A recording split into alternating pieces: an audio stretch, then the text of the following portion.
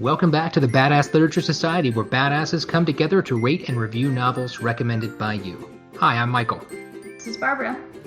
I'm Lauren. And today we actually have a guest with us. Do you want to introduce yourself real quick? I'm Bethany, and I'm a librarian, and I am the host of Prince Kai Fan Pod, a Marissa Meyer book club podcast. Which is perfectly fitting because this month, we read Cinder by Marissa Meyer, and it was actually a listener pick by Bethany. Yes. Yay! And we're all very, very happy she chose it. Yeah. Yes. So as normal, we split the podcast into two sections, a spoiler-free description and our overall score, and then a more in-depth discussion of the plot and the ending, which is obviously spoiler-heavy, as well as our individual scores for the book. But first, Bethany's going to talk about the author. So Marissa Meyer is a best-selling young adult author, and she's written the Lunar Chronicles, Heartless, and the Renegades trilogy. And her new book, Instant Karma, comes out November 3rd, which I did get an ARC copy of, and it was really good. So everybody go pre-order or check it out from your local library. She has a bachelor's degree in creative writing, which I did not know, that she got from Pacific Lutheran University. And then Marissa also has her own podcast called the Happy Writer Podcast, where she interviews authors who have books that are coming out, which is really cool because then you get to have lots of new books. She's very nice too. I've met her. I've done a couple episodes with her. She's a very kind person. That's pretty awesome. I think we're all jealous that cool. you've actually gotten to meet her. And that's what Barbara's going to talk about next, are the awards for Cinder, for this specific book. Yeah. So Cinder was originally published on January 3rd of 2012. And the genre is categorized as the fairy tale, the young adult, fantasy, and science fiction. It's 400 pages is what I found, varying.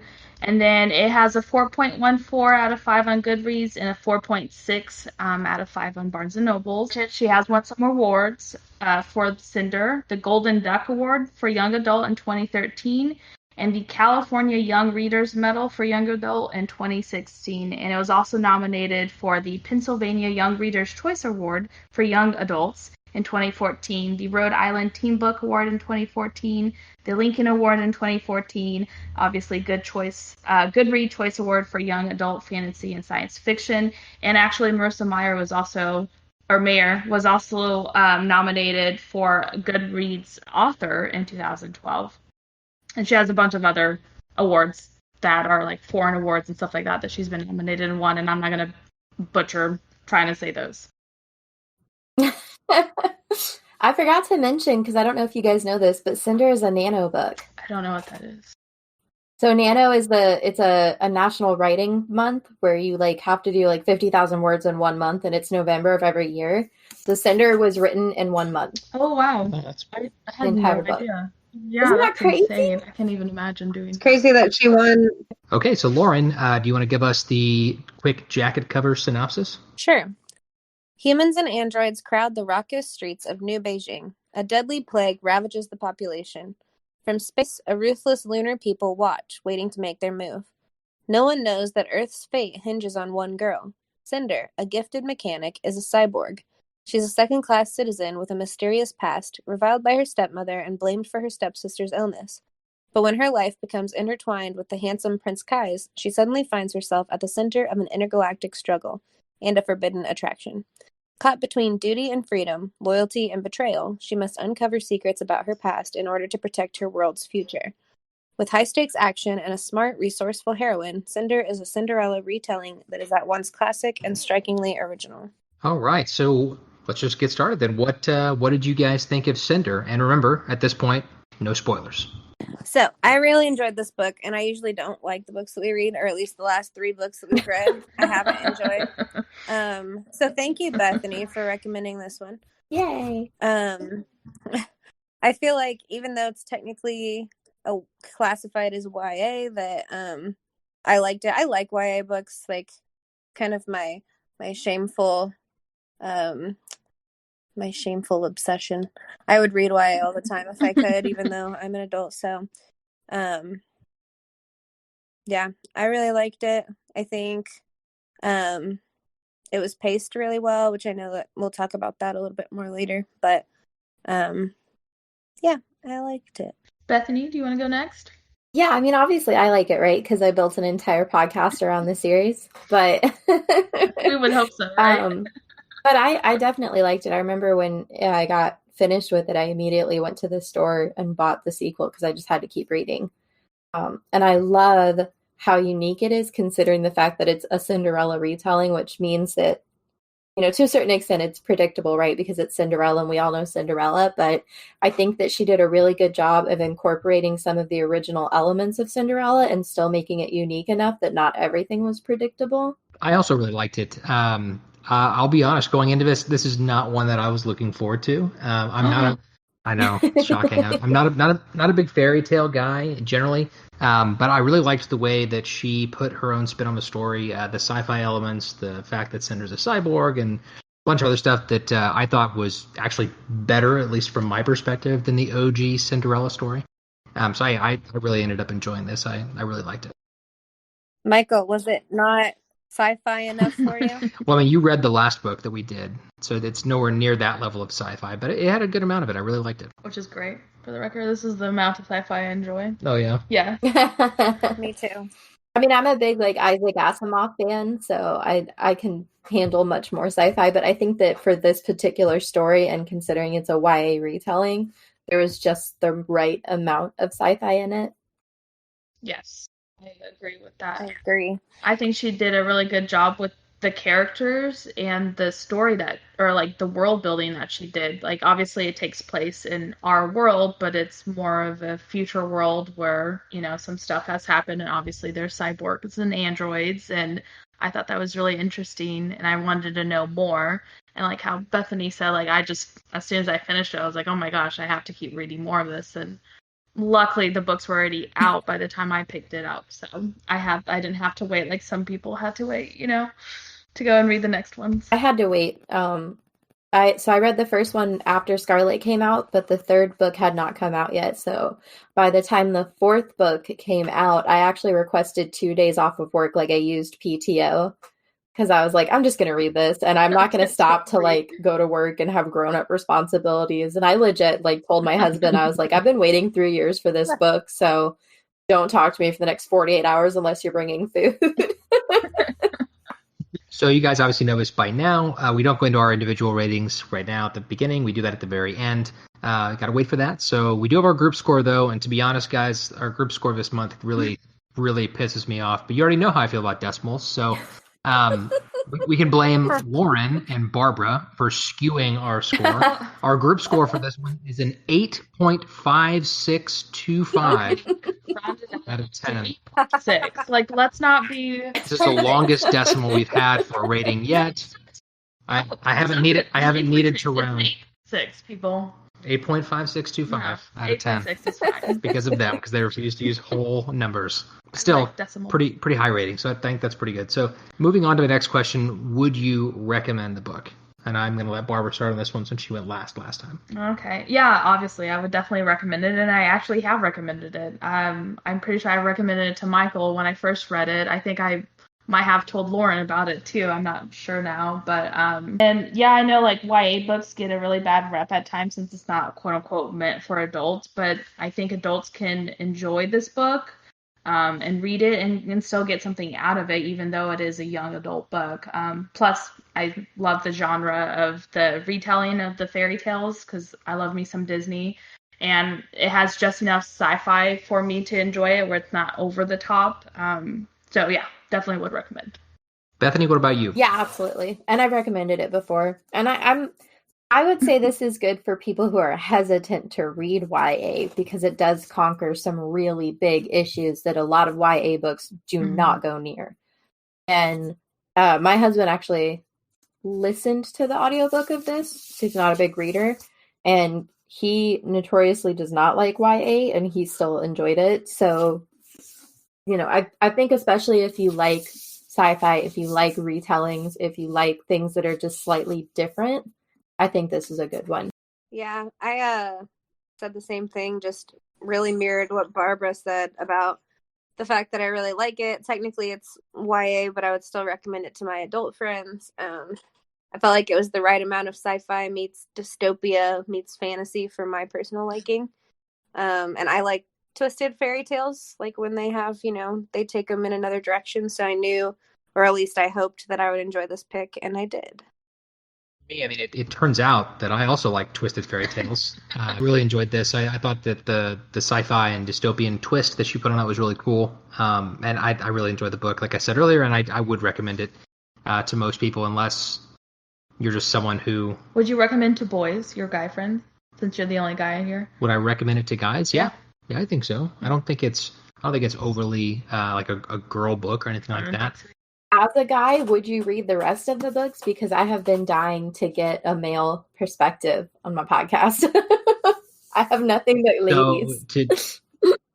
I will answer that by telling you that I've already started reading Scarlet. Yes. Okay, so when you get caught up to where I am in my podcast, you guys can all come on and we'll talk forever. Recommend the book. So yeah, that's it for the first half of our podcast. For those of you that are leaving it, get to give us a rating on Apple Podcasts or Spotify or Amazon or wherever you listen if you like us. Follow us on our Instagram. We're also on Facebook now. On both places, our handle is @BadassLitPod. We'd love to hear from you guys. If you got a book you want us to read and talk about, let us know. And Bethany, do you want to do a little plug for your podcast here? Yeah, so my podcast is called the Prince Kai Fan Pod, and it's a Marissa Meyer book club podcast. I go through every single book that Marissa writes, chapter by chapter, with a different guest. Right now, we're in the middle of Cress, which is book 3 in the series, and plan on doing every book she writes. And I did get to meet her and do an interview with her where she said that she will make sure I always have content, so she won't stop writing anytime soon. And you can find it everywhere at Prince Kai Fan Pod. I'm on Spotify, Apple, Google, Amazon, anywhere you get podcasts, I'm there. So now Barbara is going to give us a short preview of what's coming up for us next month. Let's hope I don't butcher it this time. Next month, we are reading We Were the Lucky Ones by Georgia Hunter, which was recommended to us by a listener at Scram13 or Samantha. So thank you for that recommendation. And the preview for the Lucky Ones is, it is the spring of 1939 and 3 generations of the Kirk family are doing their best to live normal lives, even as the shadow of war grows closer. The talk around the family cedar table is of new babies and budding romance, not of the increasing hardships threatening Jews in their hometown of random Poland. But soon the horrors overtaking Europe will be inescapable, and the Kirks will be flung to the far corners of the world, each desperately trying to navigate his or her own path to safety. As one sibling is forced into exile, another attempts to flee the continent, while others struggle to escape certain death, either by working grueling hours on empty stomachs in the factories of the ghetto or by hiding as Gentiles in plain sight. Driven by an unwavering will to survive and by the fear that they may never see one another again, the Kirks must rely on hope. I don't know how to say that word. Ingenuity And inner strength to persevere. This is fun. An extraordinary, propulsive novel, We Were the Lucky Ones, demonstrates how in the face of the 20th century's darkest moment, the human spirit can endure and even thrive. I'm a reader, not a speaker. I apologize. So that's what's coming up next month for us. Now, remember, as we go into the second half of our podcast, it is an in-depth look at the book. So if you do want to read it and you don't want stuff to be spoiled, stop listening now. I'll warn you for this one, there's some pretty big spoilers we're going to be talking about. So if you do want to read it, seriously, go read the damn book and come back. And then come back.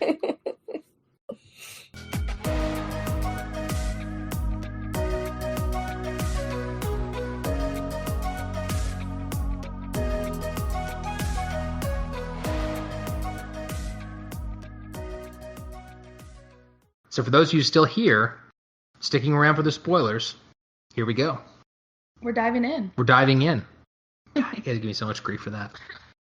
So first question, we're not really diving in with the first questions because it's pretty much wading into the shallow end. But what did you like about the book and what did you dislike about the book? And I'm going to ask Lauren to go first on this one. I really enjoyed the twist on the classic fairy tale. I loved that it was not too parallel to the original story, but it had just enough nods to it that you felt like it was almost like a distantly familiar story. It wasn't too cheesy like I thought it might be. At least not in my opinion. That was kind of a concern that I had going into it. I was like, oh gosh, are they gonna make stupid I don't know, like parallels to it, but she didn't do that. She did a good job. I liked the characters, and I felt like they had just enough depth to be interesting, but weren't too complex, which is more of a YA trait, I think. Like we didn't get their whole, some of the books that we've read, it seems like there's a lot more time spent on Overkill. Yeah, like overkill, and I felt like this was just enough. The pacing was good. I never felt like the book was dragging along like some of the ones that we've read in the past. Michael's picks. I knew that was I always felt like I was intrigued. I looked forward to seeing what was next.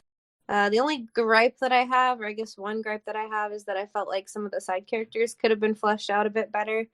And I also felt like it was super predictable. Like the fact that, like, we're in our spoiler section, right? Yeah. Oh yeah. Like the fact that she was like immune to the disease, and like that she was actually the princess, like those types of things. I was like, oh, like I predicted kind of earlier on. So sometimes I like predictability in a book, but sometimes I'm like, oh, I wish it would have been a little bit harder to figure it out, But that being said, usually I would be super put off by something that was that predictable, but surprisingly I wasn't in this instance. So I still enjoyed the book despite the fact that like some of it was pretty easy to predict.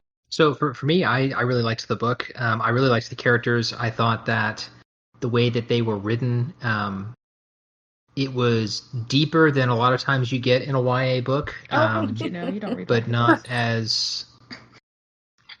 I don't even know why I do this podcast anymore. I thought the characters were deeper, but not maybe not as deep or complex as an adult book. But I think that was a good thing for this one in the sense that it's an easy read. The pacing was really good. It never felt like it was dragging. In fact, it really made you want to keep reading, which is always a good thing. The story was predictable, but at the same time, it wasn't. I like to, when I'm reading books or watching movies or any of that stuff, I try not to, I guess, think so hard that I'm trying to predict what's happening, because I enjoy the surprise the author or the director or whoever it is trying to give you. And so, with the exception of her being the princess, the other things that Lauren said were predictable, I didn't predict, but I feel like I kind of do that intentionally so I can leave the surprise there for myself. You didn't predict that she was going to be immune to the plague? No. I didn't predict that either, to be honest with you. I have no idea how you predicted that she would be immune. Really? Yeah, that one was one that I didn't predict either. I figured out the whole princess thing. That was pretty obvious. But, the immune thing, I didn't think anyone would be immune to it, honestly. As soon as they made the decision that she was going to go and be, like, sacrificed or whatever, that was when I knew that she was going to be immune, or something would go down where she didn't get sick. My only dislike, I think, for the book would be that, I guess, just that you were able to predict who Cinder was. I feel like she did that intentionally. Which probably so. I mean, and realistically, if you've read or seen Cinderella, right? You knew Cinder is Cinderella, right? So, but so yeah. Other than that, I really enjoyed it. Let's see here. Not to beat a dead horse over the head or whatever the saying is. It's pretty much the same thing. Like I love the characters and I love the setting. As a book in the first series, you have to take that as into consideration, I feel like, and I think she did a really good job of explaining the world, but not overloading us readers with too much all at once, where we've kind of had that issue in previous books where, like, Jesus, it's just like a dumpster dive of like all this information of this world building, and you're like, okay, like this is a little too much. And I feel like she did a really good job of giving you just enough where you want to keep reading the next books to kind of be like, okay, like I'm really invested in this world, like I want more of it. So I enjoyed that. I think the characters, I like that they were diverse, and for the most part I thought they were pretty three-dimensional and written well.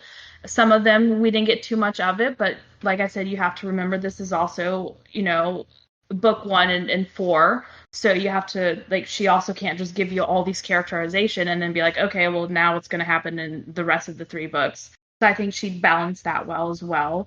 And same with the book being a good balance between character-driven and plot-driven story. Like, I didn't have an issue where it was just so much characterization, you didn't have much of a plot, because there was a lot of plot going on in this one.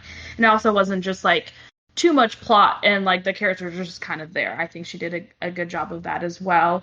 And just kind of like what Lauren and Michael said, yeah, it was a little predictable, but I feel like that was intentional. Like, we know the story of Cinderella. She's obviously Cinderella, and as soon as they mention like, oh, there's, a princess, it's like, well, obviously it's going to be her. And I feel like she did that intentionally. But all the other stuff, like we kind of mentioned, I didn't really predict like her being immune. I didn't think anyone would be immune to litumosis or anything like that. I thought maybe like they would find, like, Cinder was going to help find the cure, and that's why she was not going to die in the cyborg draft.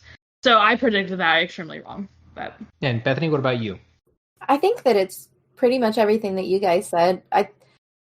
I personally did not predict that she would be immune to litumosis. I didn't predict Dr. Erland also being lunar.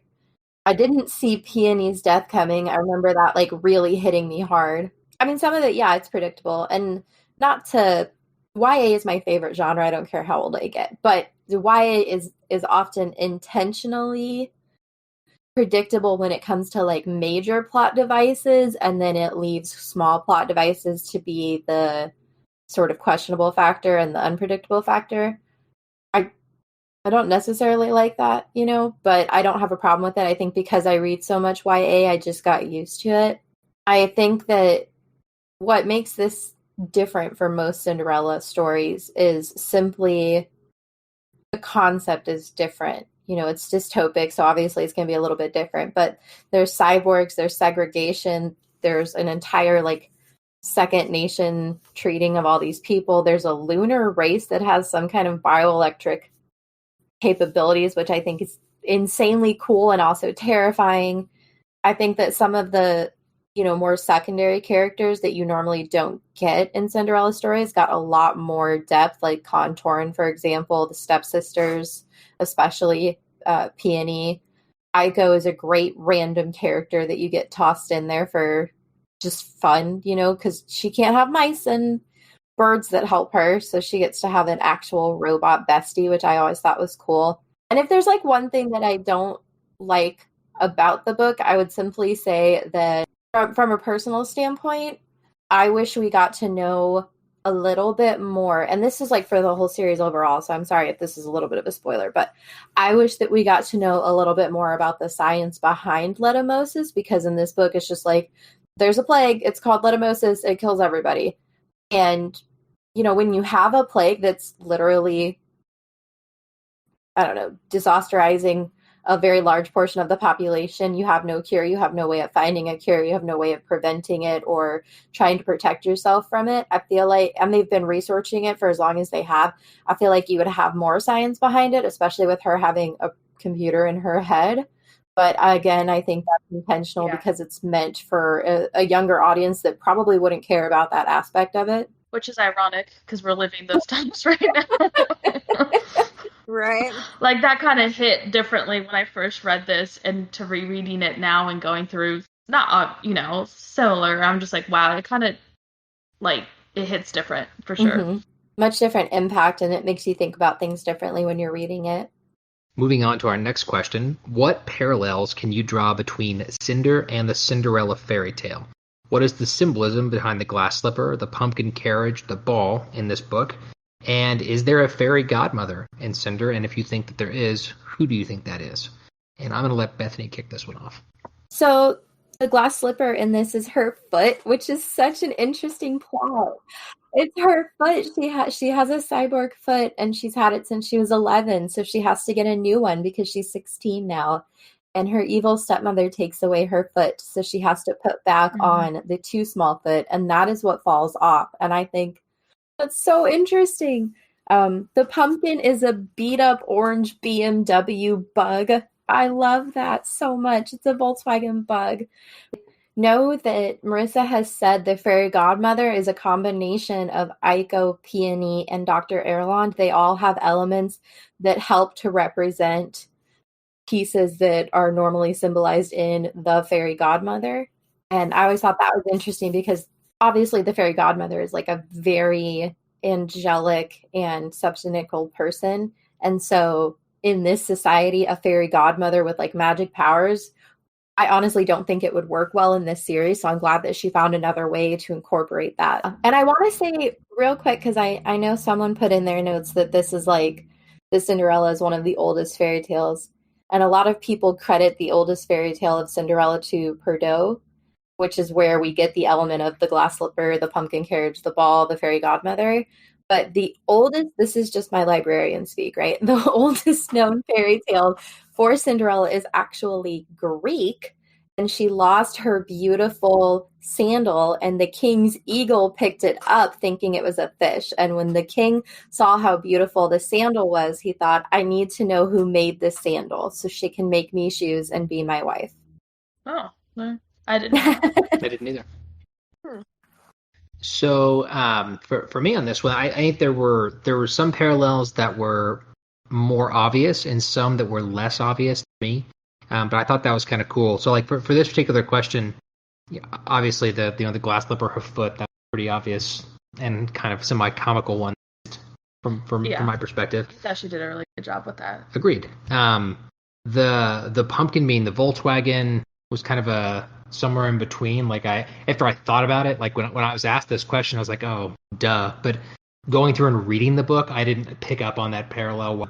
And then the ball was pretty obvious because it's in both cases it's a ball. So, but the fairy godmother question got me thinking because like reading the book, I didn't really pick up on one definitive fairy godmother character, and so Bethanie's answer to this makes me feel better about that fact since there wasn't one definitive fairy godmother character. But I think that for me, I would have probably picked Dr. Erland just because he knew who she really was, he knew what she was meant to be, and that's kind of the fairy godmother's role in some ways at least in the Disney Cinderella, which is my limited experience with the story. And so that's probably who I would have related the most to the fairy godmother would be Dr. Erland. I'd say most people are familiar with the Disney tale where, there's the fairy godmother, the pumpkin turns into the carriage and the glass slipper. So in that sense, like this has those aspects of the story. You have the glass slipper, but it's actually like everyone's mentioned her foot, which is such a cool way of doing that instead of just making it like a normal shoe. It's literally her foot. And then, her car, while reading that, I actually did pick that up because I thought it was funny because she mentions the color, like it's an ugly orange or something like that. And I was just like, oh my gosh, that's such a cool way to just kind of sneak it in there. Like, yeah, it's a pumpkin orange color, As far as the fairy godmother, I thought it was Dr. Erland just because of his knowledge of who she actually was and how he kind of pushed her along and helped her. And even at the end of the book, he's the one who's pretty much like, hey, this is who you are. You need to get out. Lauren, what about you? So I enjoyed the fact that there weren't, like, the parallels weren't so overt like I thought they were going to be. Obviously, like, the ones that were present were more subtle with the exception to me of, like, the ball. And I might be, like, the odd person out here, but I thought that the glass slipper thing was hilarious and, like, kind of dumb. But it was just funny to me. Like, I don't know. It made sense, I guess.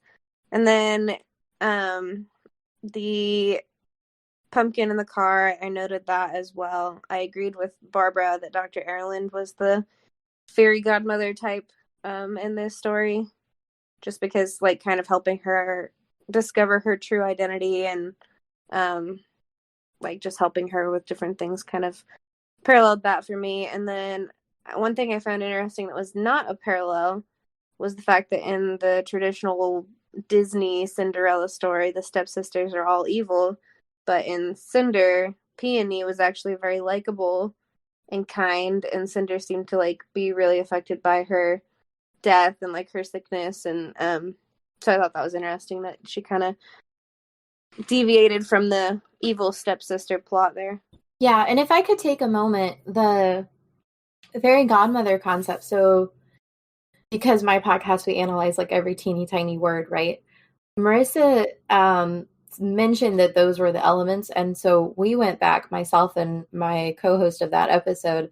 And so the elements of the fairy godmother that each individual represents, Aiko helps her get the foot, which is the representation of the glass slipper.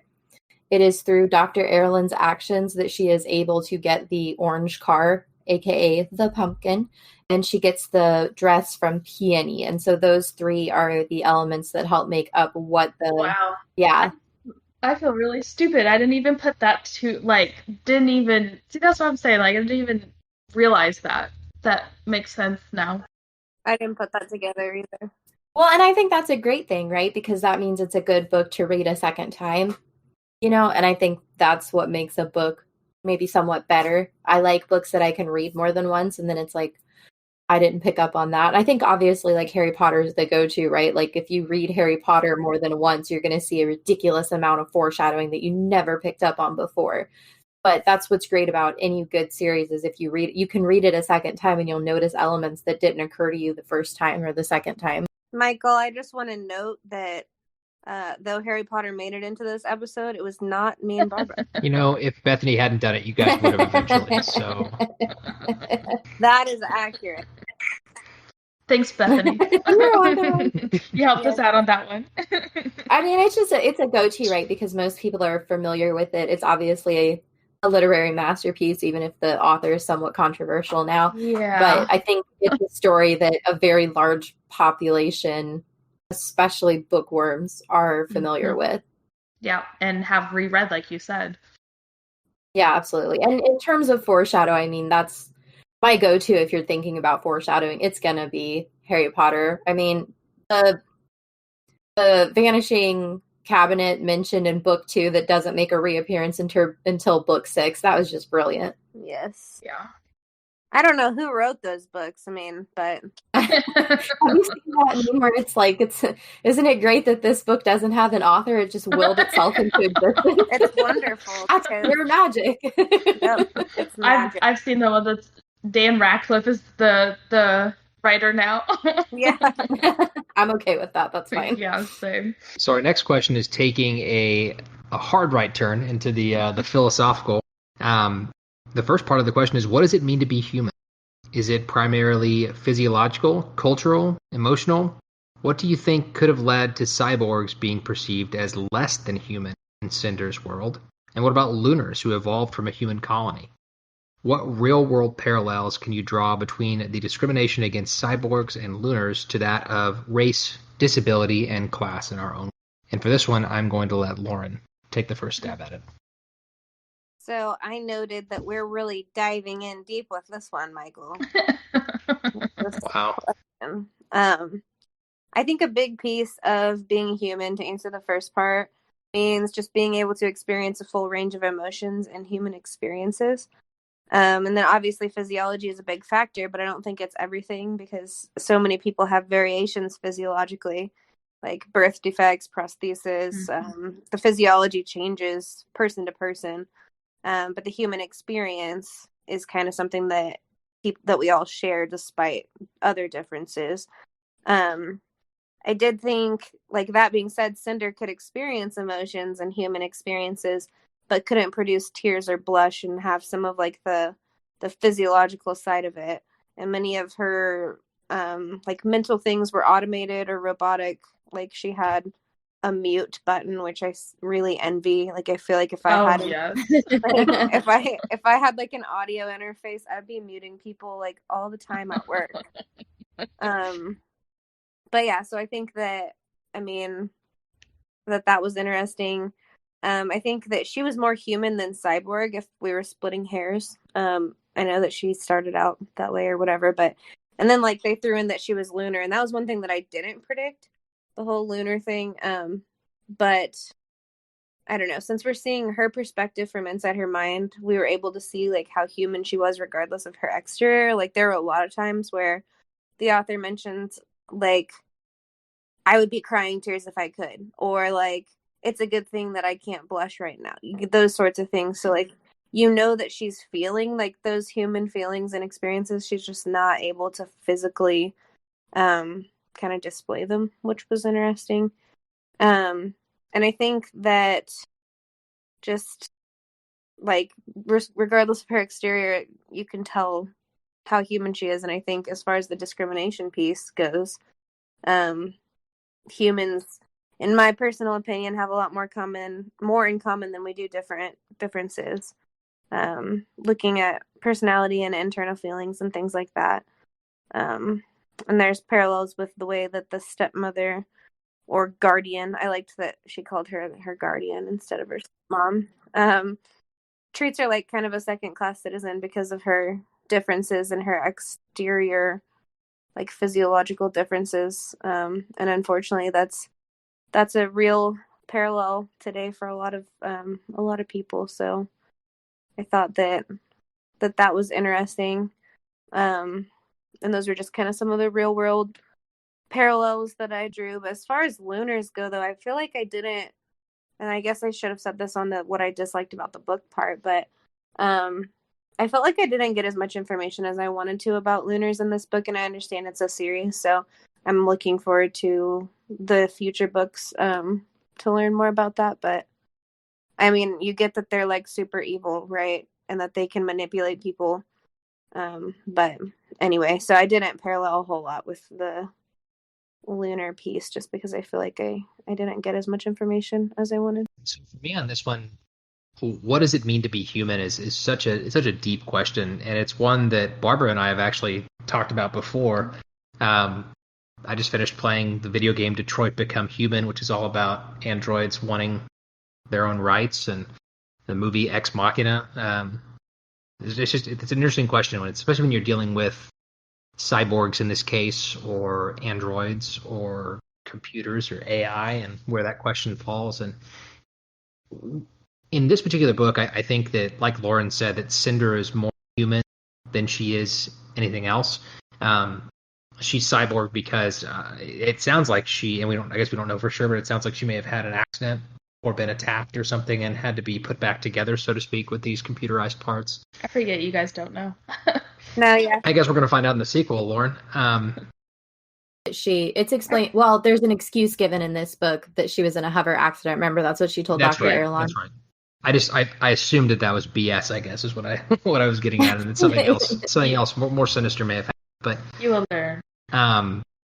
So I would consider her human. I think that obviously, a lot of people in this society don't. She was obviously terrified for Prince Kai to find out that she was a cyborg because she didn't think that he would like her anymore. Her stepmom treats her like she's, a trash can in the room that she could just do whatever she wants with. It's an item, not a person. So she obviously doesn't see her as a human. But I think she is, and I think you could even, if you really wanted to, you could probably argue that Aiko has some humanistic traits too.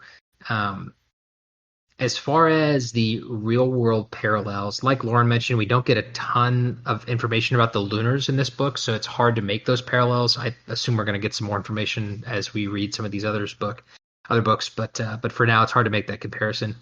And I think I already talked about kind of the cyborg part of that question. So you didn't say anything else about the race disability right now?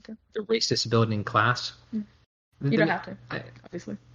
I think that the only real parallel you could draw there is just that in this book there isn't a lot of talk about different races, but cyborgs are presented as kind of a different race. I guess the lunars are presented that way too, and in both cases there's feelings of either dislike or discrimination. Like with the cyborgs, obviously I kind of covered that with how people feel about them, and with the lunars, I think a lot of people are afraid of them. Or they see them as evil, and it was interesting to see, Cinder's perspective kind of change on that when she finds out she's a lunar. She's not quite as critical as she may have been earlier on. But yeah, that kind of wraps up my thoughts for that. Barbara, what do you want to say? Well, I just said, I love this question. According to Audrey, Cinder isn't human because she can't cry, but that's literally her only reasoning for that, and that's such a stupid reason. Just because you can't cry doesn't mean you're human. Since when is that the defining factor to be a human? I think what defines humans as humans is literally everything that we do. Our thoughts, our emotions, our our feelings, like how we problem solve, how we, talk with others, how we present ourselves with others and stuff like that. Like, it's just a interesting question, and I think she did a really good job with the book in that. I think it's interesting that she took it in this way, because I've, read or seen other movies where normally, like, to be a cyborg and stuff like that, like, everyone wants, that in other worlds. Like, hell, I would love to replace my crappy eyeballs and be able to see 2020 like that. That would be the first thing I changed if I can have cyborg eyes. Like, who cares if I can't cry? That'd be even better. Like, I don't have to cry. So I think it's interesting that she went this route to just kind of show a different part of that, and or like how this society decided that cyborgs were less than humans, because I mean that's why they're in the draft for the story plot, is they're the only ones that are being drafted to try to find a cure. It's just cyborgs, and it was supposed to be like this high, like, great duty for them to do it, but really it's not. It's just another form of trying to keep them from, I feel like, having rights. And even Cinder mentions, like, she's owned by Audrey. Like, she's not even her own person, really, because Audrey owns everything. Parallels to our own world and stuff like that. I feel like that's a podcast in its own self. Like, you can talk about how we're obviously right now still struggling with race disquality and disability and class and all that stuff, and it's really coming to a head. So it's just interesting to see that. Bethany, what did you think? I think you guys touched on everything, and I appreciate that because I don't want to just repeat everything you guys say. I would say the biggest one, and this might perhaps just be like a gap in knowledge, is the parallel with the was it 1930 Tuskegee African Americans. There was like over, I think, 400 Black African Americans that were given syphilis without their knowledge as part of an experiment, and then they were treated and untreated for like 60 to 70 years without knowing what their disease was. And they were offered a free meal as compensation, but they didn't actually know what they were signing up for. They didn't know what disease they were getting. And so that, to me, is one of the biggest parallels. It's slightly different from the draft, obviously, but I remember the first time I read about the draft, that was the very first thing that popped into my head, was because we've seen this. Eugenics in general is like the number one example. And obviously, like, the go-to would probably be, the most common knowledge of eugenics would be the extremity of the Holocaust. But it is something that was practiced, in the United States and in the UK and in Europe before it went off the rails in World War II. And I think the fact that they're continuing to practice eugenics in this society in the future just shows us perhaps how easy it is for humans to take a step back when they're put in situations like having a class that they treat as second world citizens, because Cinder's not even a citizen, right? Like, she's the property of Audrey, so she doesn't even have the status of being human, even if she wanted it. So, and I've read the whole series, so I'm not going to give away spoilers or anything, because I want people to enjoy the series as a whole, but it is something that they delve into deeper the rest of the series. You will get to understand why cyborgs are treated that way, but don't be surprised if when you find out why they're treated that way, you don't agree with it, because I don't. Interesting. Okay. Something to look forward to for me and Lauren. Yeah. Yeah. All right. So our next question, a little lighter, much lighter, actually. So this book series has covers entirely, and so I'm curious what your thoughts are on the new cover, and if you think they might generate a larger appeal. And since I wrote this question, I'm going to answer it. Looking at the two covers, I actually pulled them up here just to. I like the new covers better. I think that they're more broadly appealing because I don't think they look as feminine. The cover doesn't. Really? For me, if I'm not going to read the back of the book and you're just going to set these two books in front of me, I'm more likely to pick up the new cover, I think, than the old one. The old cover, and this is made just because of the color scheme, but the kind of reminds me of the Twilight covers. God, not even close. No. No. Similar colors. No, but okay. But yeah, so for me, I really like the new covers. I think they're more broadly appealing. And one of the questions somebody was asking earlier is like, what my guy's take on this is that, and I think and this may have been their goal. Who knows? If you want more guys to pick up the book, I think the new cover looks more appealing to everybody, whereas the other cover looks more. I mean, it's a red high heel like that looks more. Yeah, but like I feel like that's what pops out because when you think of Cinderella, you think of a glass heel. That is what that is. So the old cover looks like Cinderella. The new cover looks like, this is a whole new thing. Like it kind of looks stuff. What is it? Steampunky? Yeah, which the world is kind of funky, but. So that's just my thought. I'm going to let Bethany go next and tell us what she thought of the new covers. I mean, I love the original covers because they caught my eye, right? I'm a big fairy tale person. I love adaptations. And I remember the first time I saw it, I was like, why is there like mechanics below her skin? Why does she have translucent skin with some kind of pump underneath it? So it definitely caught my attention. I have to agree with Michael. I can see why these would appeal, why the new covers would be so appealing. I do think that they give a lot more to the story than a red high heel and the name Cinder. I think that they're very edgy, which is why they would probably appeal to other people, especially if you enjoy, anime or manga, where they would have more artistic creativity in the covers. I still prefer the classic look and feel.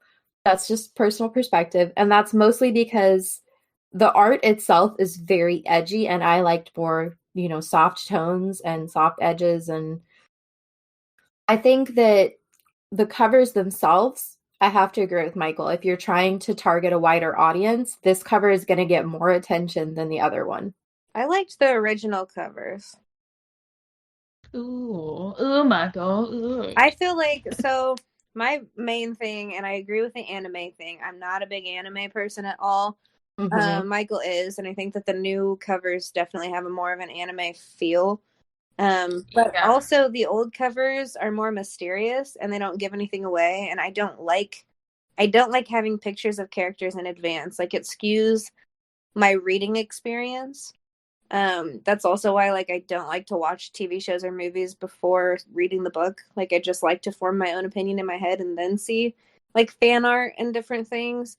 And that's just my personal preference. So that's maybe just a quirky thing about me. I also think that the original covers are more aesthetically pleasing, and I like the creativity in the art. But I can see the larger appeal as far as just like Michael said, the original covers may have maybe slightly more feminine.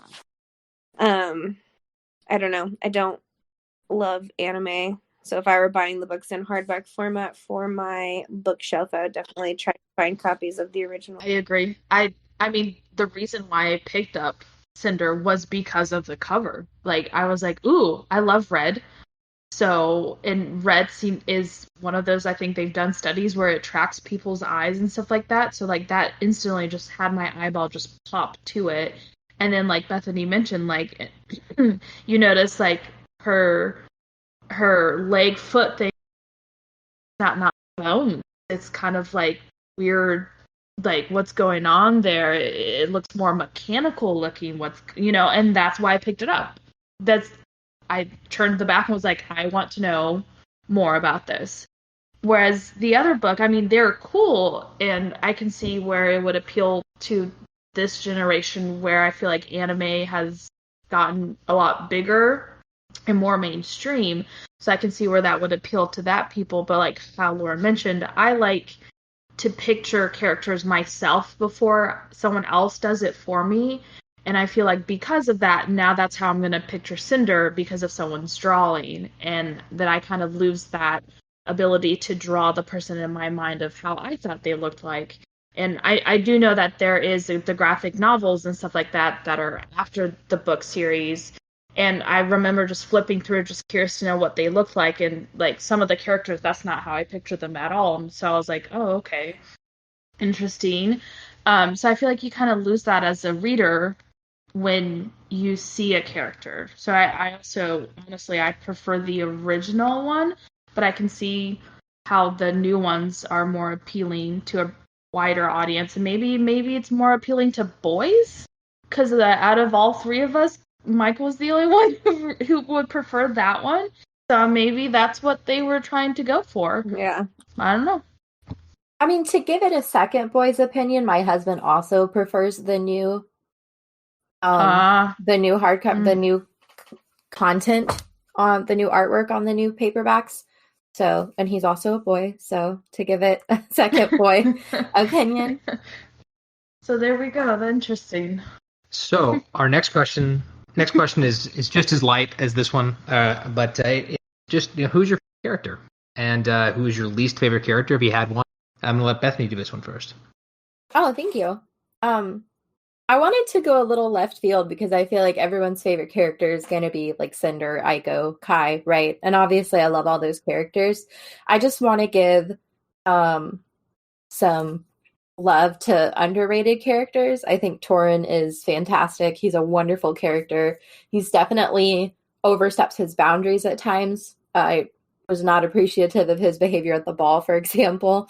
But in this world where everybody is hyper focused on their own individual motives, I think at times he's the only one who seems to act like a grown-up, especially considering like Dr. Erland is obviously an adult, right? But there are times when he does or says things where I'm like, a responsible adult might not make that decision. And so I just really appreciated Torin's role in the book because in a world with YA books, often grown-ups, like actual grown-ups, right?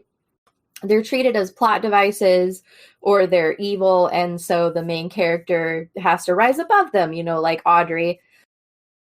Or they're like this guiding light like Dumbledore was supposed to be and things like that. And so I really loved that we got, not only was he just like a random character, right? You don't get an advisor. The Duke in the Disney Cinderella is the closest you get, and his main thing is dropping his glasses. So it was just nice to have like a different character representation. And I felt like Torin was also a very honest representation of what an advisor would be like in that capacity. My favorite character was Audrey, the step. No, I'm just kidding. She was it's probably my least favorite character, to be honest. But it was hard to pick a favorite character. I think the characters were well written across the board. If I had to pick a favorite, I think when I was thinking about this, I like Bethany said, like try to think of like not the main characters. Dr. Erland would probably be my favorite character. I thought he was really really well written. You get some surprises with his character, like at the beginning you're like, this evil doctor who's doing this, and you find out near the end he's a little less evil, and he knows who she is, and he actually offers her the safe haven at the end. So yeah, Dr. Erland would be my favorite, and plus he's a lunar that you see isn't evil. Exactly. So. But okay. And Audrey is my least favorite. Your sister's got some thoughts on that. She can have some thoughts in a minute.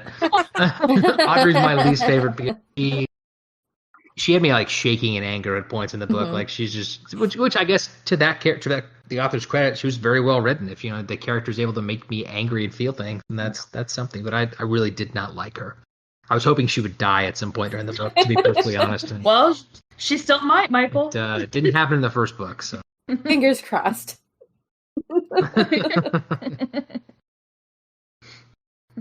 Lauren, your thoughts apparently now. Can I speak now, Michael? No. Yes, that's fine. Go ahead. I just feel like you say Dr. Erland's this great guy, but like the whole draft thing was kind of messed up.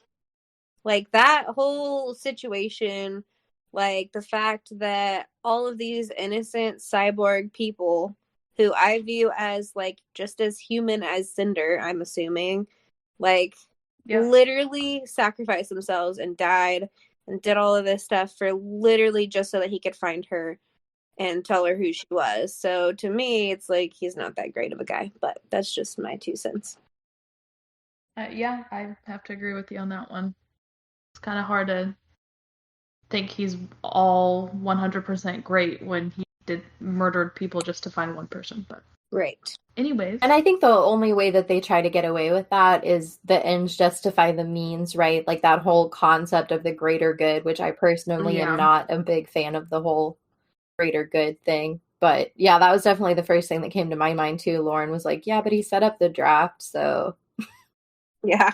You know, and I mean, obviously, like, he tried his best. We saw with the 6% guy that he was like, you know, this guy only has a 6% ratio and he's a single dad. Like, obviously, he worked hard to not give him the active agent, but we don't know how many times that happened where he still gave the active agent to the cyborg, and obviously that cyborg still died.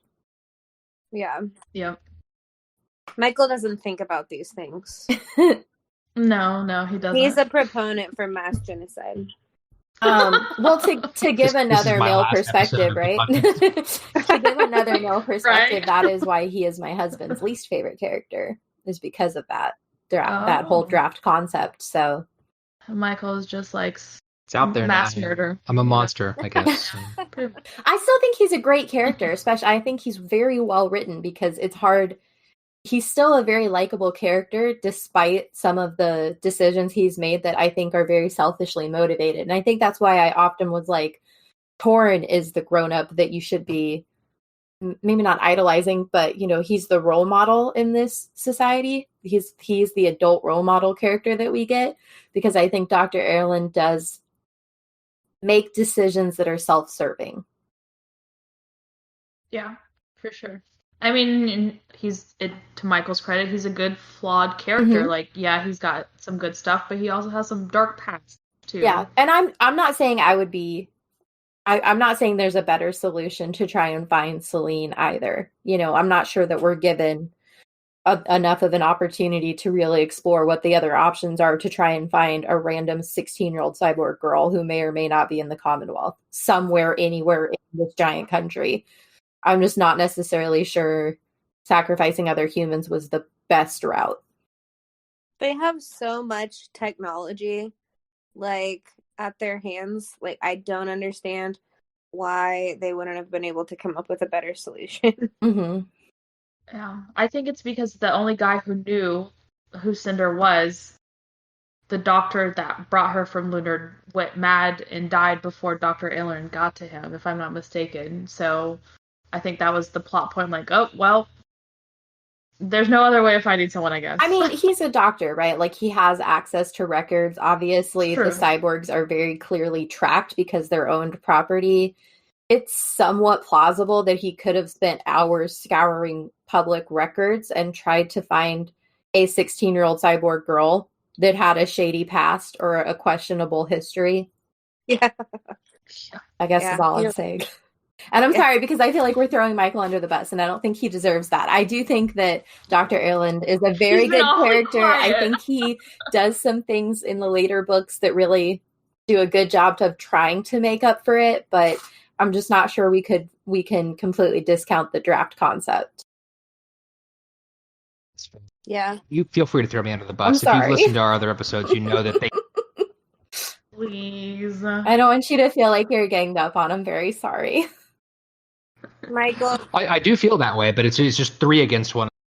I missed the invitation to the pity party. Is it still? It's still in the mail. Oh, there's no sympathy fairy. Man, I'm tough not- crowd. My husband is like, nobody knows what that is. Do you guys know what the sympathy fairy is? No, I've never heard that before. That's the thing my mom did. Like, the sympathy fairy. Oh no, I don't know that. It was this thing that my mom used to do whenever we would complain about something. She'd be like, I'm sorry, the sympathy fairy isn't here, and I haven't seen her, so I guess you need to stop. Like, That's awesome. Use that on the people. my mom was kind of savage, yeah. I just had a daughter like 11 weeks ago, so I'm definitely gonna store that for future knowledge. Use that one. Future use. Sympathy fairy. And someday when she's old enough to listen to this, then she'll know. She can blame me for that whole concept. She'll know that I was full of shit. She'll listen to this back years later. Yeah, because I'll force her, just like they'll force my love of Harry Potter upon her. Yeah. Start the audiobooks early. I read Sorcerer's Stone to her Yay! utero. Like while I was pregnant with her, and still reading it to her. So That's awesome. she's being indoctrinated as we speak. Back to the original question, though. Yeah, Lauren, I listed who's your favorite? I listed 3 characters, and so 2 of them are super cliche. I liked Cinder and I liked Kai, and I feel like the 2 of them stole the show, which was obviously the intention. They have admirable qualities, humility, loyalty, senses of humor. I really liked that Cinder was snarky, because I could relate to that, and I liked that Kai was non-judgmental. And I know that we're going to talk about this in a future question, I think. But even when he did find out about the lunar thing, I feel like, I don't know, up until that point, he was non-judgmental, and I feel like he'll come around for that.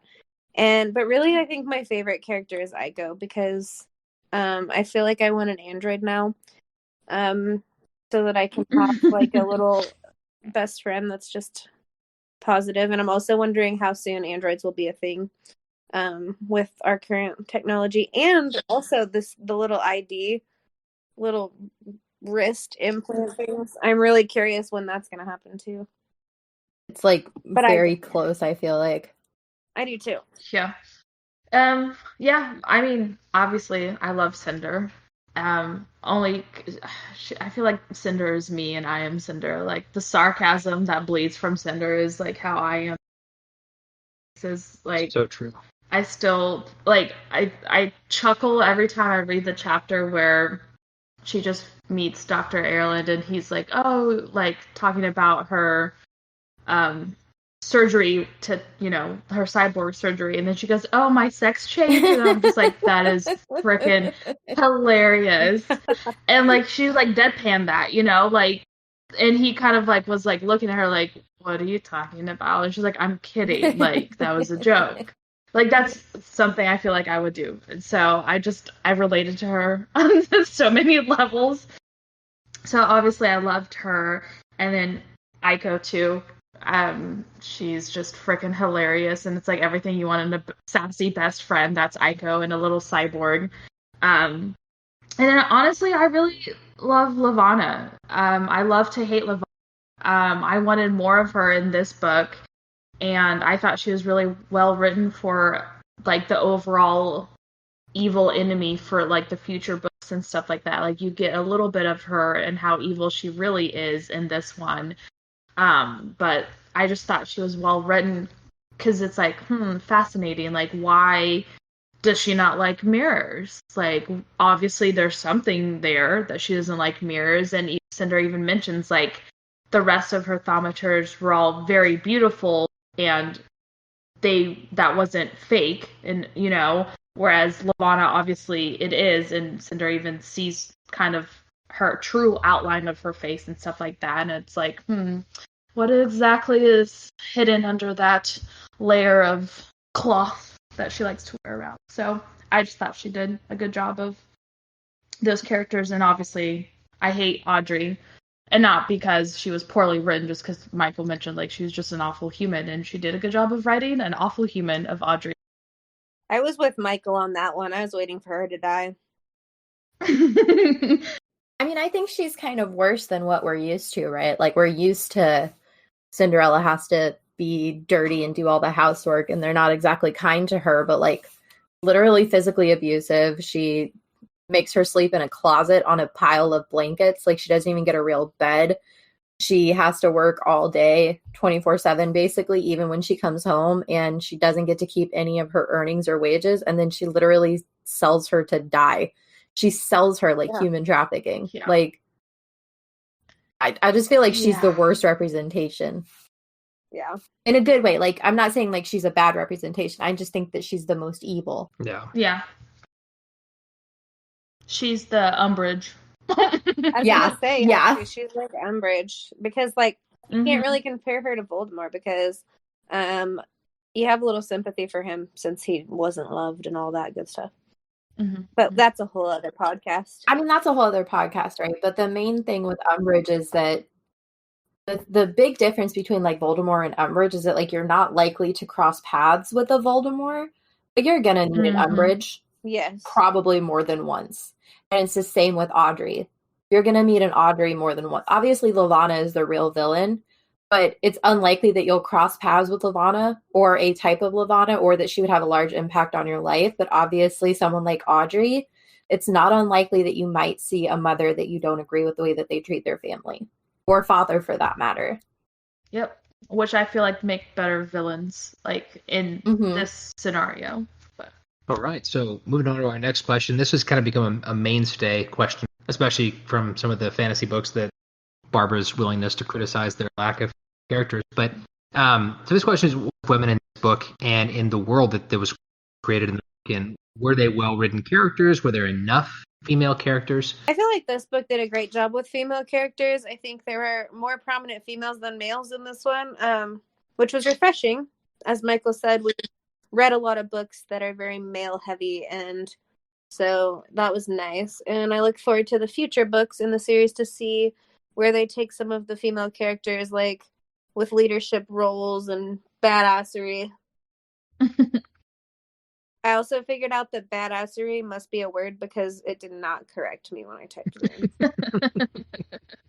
Yeah, it passes the Brexit test, right? There's lots of female characters. They're all different, which I love, especially because, like, I feel like in Cinderella adaptations, the stepsisters and the stepmom are, like, interchangeable, right? Like, they all just represent evil people that are entitled and mistreat Cinderella. And obviously, to a certain extent, Pearl and Audrey are kind of the same. But Peony is so different. Peony is just this sweet little sister. And I love that we get to have, like, a different representation of that. And then Aiko is a female character that you don't expect, and she's just like a ball of sunshine and energy everywhere she goes. Cinder is so outspoken, so unafraid of the consequences of the things that she says, which, I mean, is good and bad, right? Yeah. But it's nice to have a female Cinderella that's a little edgy. Often Cinderella is like meek and she sort of takes it all, you know, with a smile on her face. And this Cinderella, she snaps back pretty easily. She's quick to advocate for herself, even if she doesn't think it'll be successful. Yeah, I really like the representation of female characters. I think that it's done well, and I think that there's a good balance, but obviously there's more female characters, I think. Yeah, I wondered when I was sitting down to answer this if I should mockingly make fun of the fact that Barbara always says that the books that I pick are male dominated with not many. Has a very great written male character in Pride. Like, he's one. Okay, and I think Torin and Dr. Erland are well written as well. Yeah, Michael, your favorite character was Dr. Erland. What the heck happened to him? Bethany, I'm trying to give her a hard time right now, and you're cutting me at my There knees. are definitely more female characters, and as far as male characters, Kai is the only one that's other than like surface level in one dimension, so I don't disagree with you there. I really liked the female characters. I thought they were well written, enjoyable. I think that this question for me, I don't know, because I'm not a female, right? And but I thought they were well written. I thought the world was well written for them. I thought it was cool to see female characters, not only the main character obviously and her family, but also the main bad person is too. Cool. I want to know more about Queen Levana. That's kind of what Lauren's been saying all along. We didn't get a whole lot, and you said that, Barbara. So I really want more there, and so I'm I mean, obviously, I love the woman representation in this book. I know I'm always giving Michael grief about the books that he picks, but I mean, as a female, and you read, if you like high fantasy or fantasy like I do, it's hard to find books where the female character isn't some side piece hussy for the main guy to just, be there for no reason, really. It's or nice damsel in to see. distress. Right, exactly. Mm-hmm. Or that. Like, it's nice to see be the main character. Lauren said, like, this badass character and stuff. And it's also nice to see the back character, like Levana. Like, yeah, she's evil, but she's ruthless. And I just liked her character in that sense. Like, it's nice to see a bad character be a female. We can be bad too. Okay. And so I appreciate that. And I know there weren't that many guys in this one, but Prince Kai, I think, wrote him well, and he wasn't just a love interest for Cinder either. Like, he had more character development in that too. Like, he's a prince whose father died and now he has to be the emperor, and then you can see that like he genuinely cares for his people. Like, so I think yes to all the female characters, and more yes. And you'll get more guys in the later books. Fair. So and like, you'll like great. them too. Yes. Some great male characters pop up.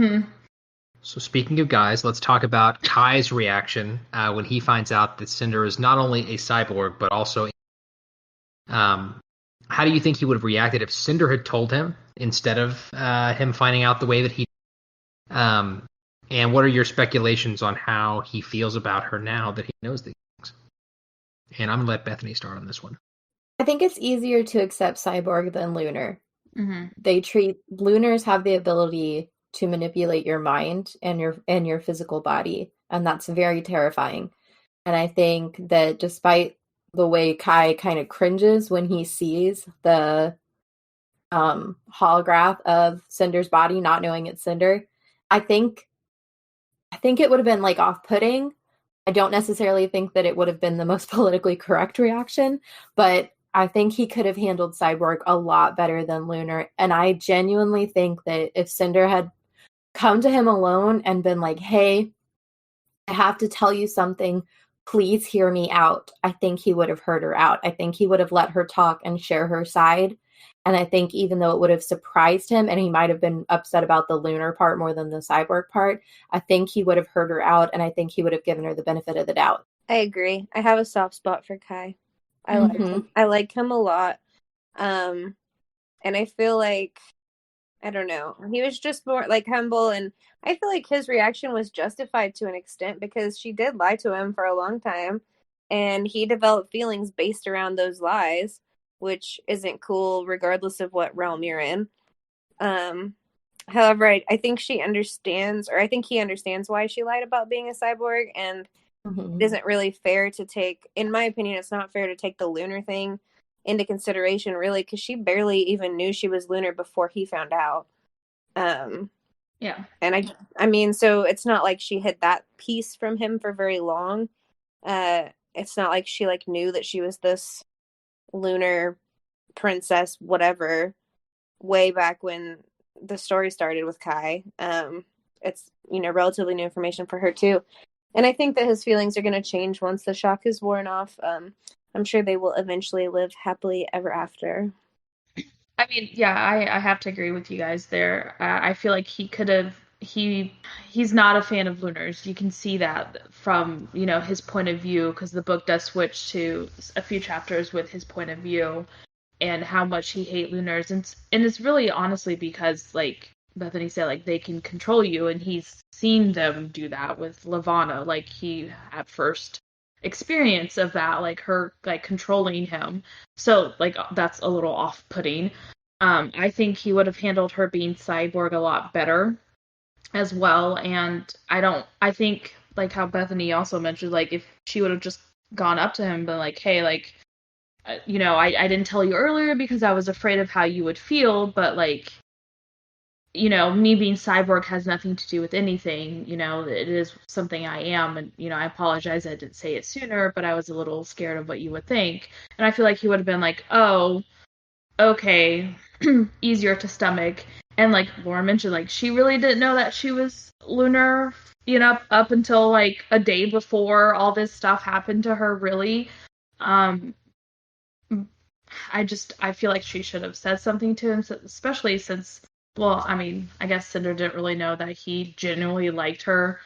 I can't fault her for that, because I feel like anytime boys used to, like, flirt with me, I'd be like, oh, you want to be friends? Okay. So I get where she's coming from. She just knows, because she never in her wildest dream would think someone like him, who's a prince, would fall for someone like her, who, like, she was like, oh, I'm cyborg, I'm a mechanic, like, I'm nothing. So I can understand that from her, but yeah, definitely he I think would have,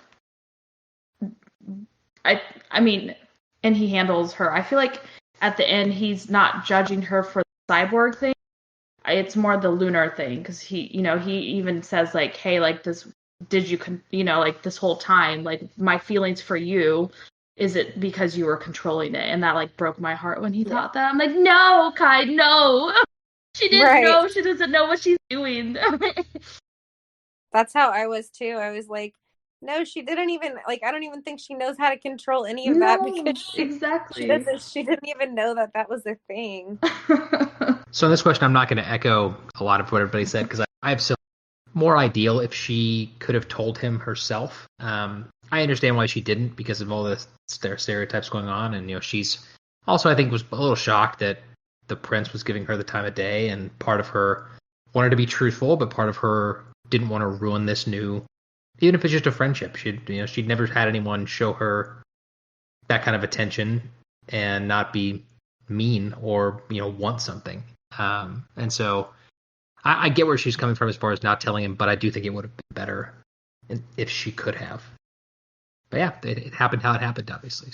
So now let's talk about Aiko and her effect on Cinder, and I am going to let Barbara take this one first. I love Aiko. I think we've already mentioned that. Like, wonderful, wonderful Aiko. She's Aiko. I know. So, how are we supposed to say her name? Aiko. So, according to Marissa, it's Eiko, but because the audiobooks say Aiko, she says that it's just both now. Both. But she says Eiko. I was gonna say the audiobook says Aiko, and I thought that the audiobook makes a few mistakes that but I had that same question when I interviewed Marissa because I was like, I say Aiko, and she's like, it's technically Eiko, but I think Aiko is canon at this point. Okay, well, I guess Aiko it is, but I mean, I like Aiko better myself. I mean, I love her, and I feel like we've already mentioned all that stuff. Like, there's not much more to say. Like, she is pretty much Cinder's only friend besides Peony, and unfortunately, they both, not to be dark here, but both get their plugs removed, so to say, at a pivotal moment for Cinder, and she's left with no one really. And obviously, I'm so happy that she saved her chip, and I think it's funny that she's considered faulty and she has a faulty chip because the androids in this world are supposed to be pretty much what you think an android would be, clean, take care of the house, that kind, and she is nothing like that. Her dream is to be human. She wants a realistic human body, and it's she blushes and her little fan whirls when she's getting excited. It's all these cool human characteristics in her. But yeah, there's nothing more to say. Just gush about Aiko. I also loved Aiko. I feel like part of Aiko's character was comedic relief at some points, but I mean, that was good. That's not a bad thing. She made some of those moments more lighthearted than they would have been otherwise. And I loved her character. I thought that, like Barbara said, that she was, quote unquote flawed, but her flawed personality is what made her more than just a robot. So yeah, I loved Aiko's. That was the turning point for me with Audrey too, when she had her torn apart. I obviously didn't like her before then, but at that point I was okay, time for her to die. But she needs to go down. Time to die. I mean, just to echo, there's nothing really else to say, but I loved Aiko. Every time she was in a scene, it made me smile. She didn't feel like an android to me as much as the other androids, the med androids or whatever they were called. I felt like anytime we saw other androids represented in the book, they were much more robotic, and she was much more of a little person. And she was just her only true friend. And so, like I mentioned earlier, I feel like I want a little android now because of a little Aiko. Yeah, I mean, it's the same as everything you guys said, right? I definitely want Aiko to be my best friend. I think it's so easy for her to forget that she's an android, especially when she's talking about sticky buns and getting dressed up and going shopping for the ball. And Cinder has a very bleak life. She has a very mundane job. She doesn't have the best home situation. She doesn't have a lot of things to look forward to in her future. And it's nice for her to have someone who's so positive and energetic all the time to fill up her life. And like Barbara was saying, she's not subservient the way that we expect other androids to be, or the way that we see other androids behave. But that is what makes her a more likable and relatable character. So this next question, I think, was written by Bethany. You think? I do think so. The story ends on a cliffhanger, which it does, and that's probably why Lauren and I both were like, since her and I have not read the sequel, Bethany would like to know what our predictions are for coming. And so for me, I think that it's pretty obvious that Cinder and Kai are going to be together at some point. Oh, is that? You don't know. It's going to happen.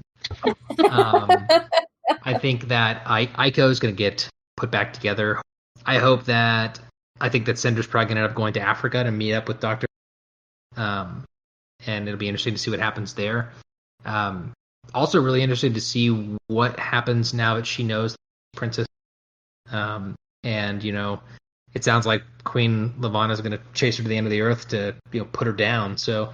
And among the stars, Michael. Among the stars. Yes. So those are just a few of my predictions. I knew I shouldn't have written my predictions in our notes because I knew you were just going to steal everything. He does, doesn't he? He always does that. Yes. All the time. Lauren, can't we just have similar predictions? No, you steal stuff. You look at our answers, and then when you go before any of us, you take our answers. I'm like, well, I guess I can't say that anymore. He just took it. Yep, he does that shit all the time. So my prediction that I wrote, that Michael just stole some of, was I feel like Cinder and Kai inevitably get together and fall in love and battle together. Kai's not gonna marry that bitch Levana. They'll get super close to the wedding. Something will happen at the wedding to cause it not to happen, or something will happen beforehand, and it'll be dramatic, something dramatic. And then I think Cinder will go to Africa to help Dr. Erland. I'm not sure about that plot point though. I don't know. It's up in the air. And I think that Levana is going to attempt world domination and be thwarted by Cinder and Kai. Period. And I think that those predictions were similar, but the ones that were very similar are logical predictions. I did not steal my prediction. Whatever, Michael. Whatever. And let's see. So obviously, I guess that question's just for Lauren and I, right? Yeah, since you guys are. Yeah, we've read it. I was just really, I like getting to know what people predict for the rest of the story. Yeah. All. When you guys read that, we have to listen back to this and see if you read it. That's fine. That's fine. Yeah. And then you can come be on my podcast for chapter discussion. You mean, Barbara, that you can see if I was right? Ooh. Yes. Wow. Michael stole all your answers. Killing me. What did you guys think about the technology in Cinder's world compared to the technology made in our real world? I mean, it's everything I want. Let's be honest. I want fake eyeballs, and I've already mentioned that, so I can see much better. I want to be able to have the internet just at my disposal in my eye, and so I can ignore my boss when he's chit-chatting to me. I'm like, oh, I'm sorry, yes, whatever you say, and then be really just watching TikToks or something. That would be awesome. What else? It would be cool if I can, have all that, run faster, be better, all that jazz. And Lauren mentioned, the chip in our wrist, it's just a matter of time before that actually does happen. I feel like that's already happening because our phone is pretty much attached to us, and that has everything, and you can, Apple Pay and Google Pay, you can pay, you don't even need a wallet, I feel like, at times, because you can just pay with your phone, and soon they're going to find some way to, embed that in us, and that's how it's going to be. It's your social security on your wrist. That's going to happen. So we now know that Barbara is going to augment herself out of her own humanity. No, that still makes me human. I just would like to be better equipped. God gave me crappy eyes, so I would like to be able to see. It would be great to wake up and not be like, oh, what's this blurry crap? And I know there's laser and all that. Okay, let's not get into that. Okay, I understand. That is the thing, but it's temporary, ladies and gentlemen. It is temporary, and this would be awesome to have. Bethany, what do you think about this one? I mean, everything she said except the chip, it just goes a bit too far for my it's very cool and it's very handy, but there's just something unnerving about like being able to be tracked like a lab rat or something. And then I think I would love and hate the lie detector. Like, one, obviously it would be great to know if when people are lying to you, but two, I think people lie for a reason, and I feel like it's an invasion of privacy to be able to know when someone's lying because they might have a good reason. I'm not saying like please go lie to everybody, but like can you imagine how often that would go off if someone is like dealing with something and you're like, "Hey, how are you today?" and they're like, "I'm fine." It would be like orange light. You know, like yeah. Or like, do you really want to know like if people are genuinely complimenting you or not? I don't. Yeah. Like I'm just gonna like if I ask my husband if I look chubby, I don't want him to say yes. So I know it's fake enthusiasm, but I still appreciate it, you know. Like I think when I'm all excited about something and he's like, "Yeah, I'm really excited for the new Taylor album too, Bethany." Like I know it's fake, but something about the orange light would just ruin it for me. It's true. Relationships wouldn't be the same. Right? Or people like when you're just making small talk and you're like, "Oh, I really like your shirt," and then it's like, "Oh, orange light." Like Regina George is standing there. Yeah.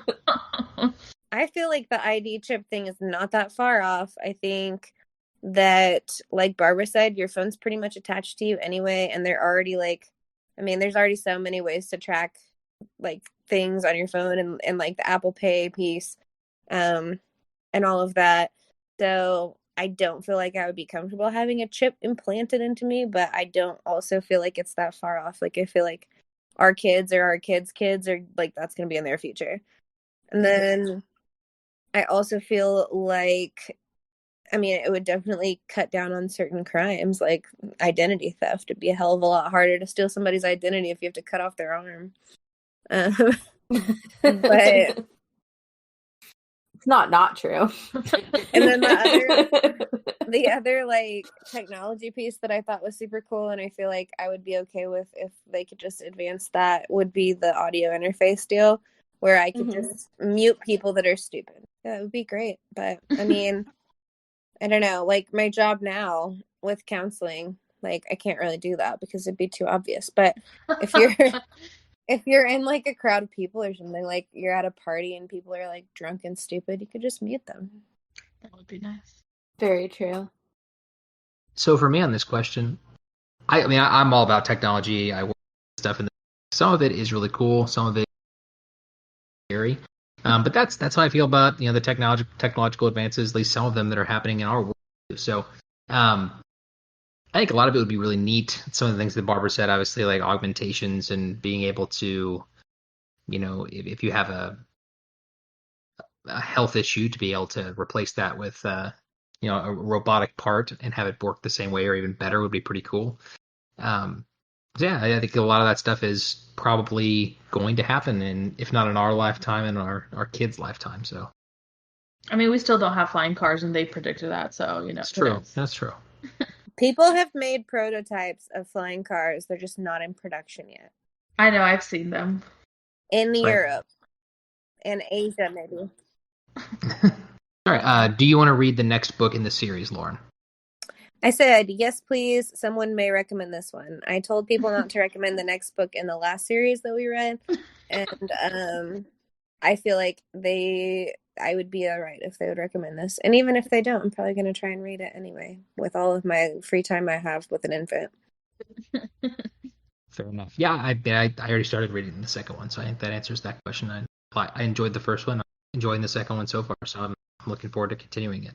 Now we get to go into my least favorite part of the podcast because of these girls and their decibels, the individual scoring. Barbara, what was your score? I didn't. I know, Bethany, and I get a gold star? I sincerely appreciate that. Barbara, what was your score? I gave it an 8.5. I mean, if I would have known I could have given it an 8.75, I would have done that too. But I gave it an 8.5. I obviously really, really enjoyed this book. I think that might actually be my highest score out of all the books so far that we've read. I just love everything about it. I love young adult novels. Honestly, I normally pick those up first. I just think I don't know. I'm a kid at heart, I guess. So I loved everything about this. I love the cyborg aspect. I love the android stuff because it's like cool to think about that future. I love the story. The main character was like me, so I love that, and the love interest and stuff like that. Like he was well written. The baddie is like, yes, Levana Queen. So everything about it, yes. Lauren, what about you? So I rated it an 8.75. And I did this. This is, I think, my highest rating as well. And I'm usually very harsh. I'm the harsh one of the podcast. It's like Barbara's always like in the middle. Michael's always like super generous, and I'm always like super harsh. So I feel like this was a winner, and that's probably just because of my shameful love of YA. But yeah, I mean, I already touched on a lot of pieces that I liked about it, and all of the things that I've, not to be redundant, that I've already said are why I gave it the rating that I did. And the only reason that it didn't get a higher rating is probably just because of the predictability factor. And again, that kind of, I think Bethany, you were the one that said that that's kind of a characteristic of YA novels, which I know.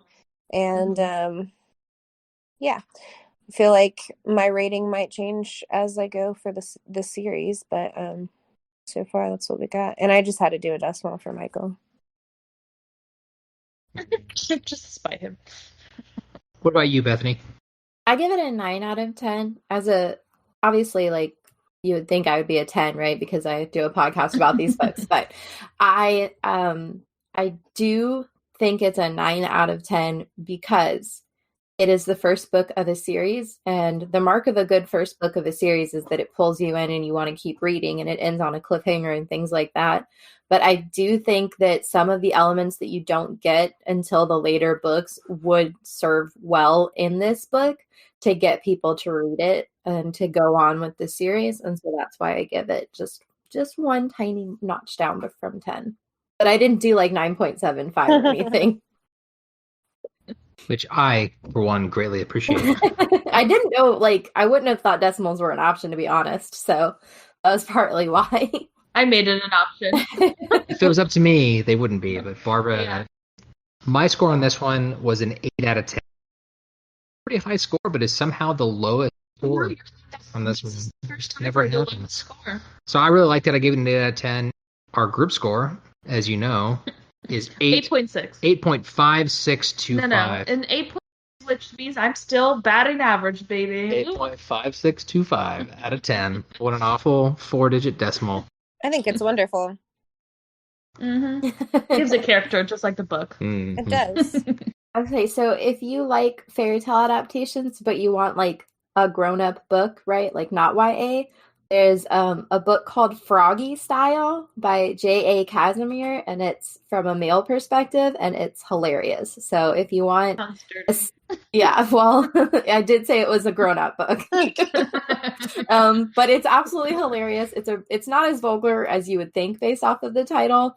But it is a really good book if you want like a grown-up retelling instead of the young adult stuff. Good to know. Thanks for the recommendation. Is that an official recommendation so we can read it? Sure. I love fairy tale adaptations, so I've read quite a few, and I know you guys said that you venture more towards adult than young adult, so I thought I might toss that one in there. Oh, I definitely don't. I love me some YA. I do too. Like, my bookshelf is more YA than it is adult, but Michael's the only one who, yeah. I think the most adult thing on my bookshelf is Isaac Asimov, and pretty much everything else is YA. So Isaac Asimov's a solid choice. Yeah, I'm a big fan of his. I'm just ashamed of my YA love. I don't think you should be ashamed of it. No, not at all. I used to be, and I was like, you know what? Screw it. Like, I don't even care anymore. No, there's no shame. Like, I'm an adult with a master's degree. I shouldn't be reading from the YA. I mean, I'm 30 years old and I have a master's degree. I don't care. I still love it.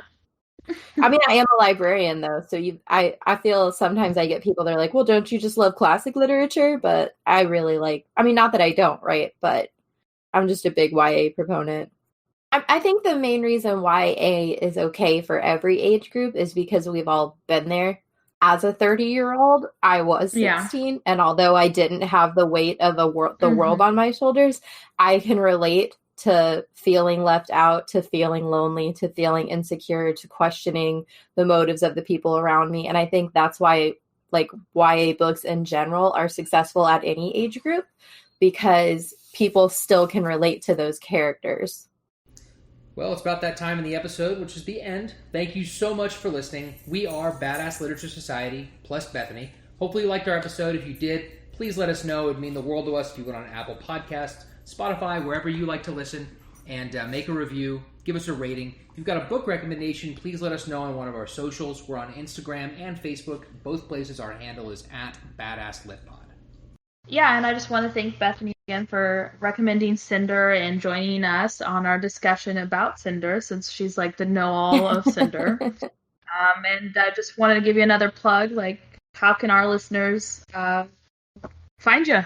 Well, thank you for having me, because this was a lot of fun. I like to talk about the book as a whole, since I do chapter discussion.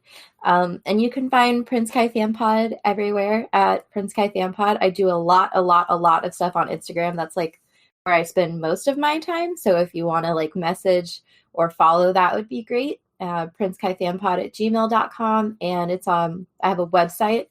I'm on Patreon. I sell merchandise. I got like t-shirts and stuff. And so if you just Google Prince Kai Fan Pod, you'll find us everywhere. But I have we're on every platform too. So all right. Well, thanks again for joining us. And for this month, I'm Michael. Barbara. I'm Lauren. I'm Bethany. Bye. We'll see you guys next time. Bye. Thank you.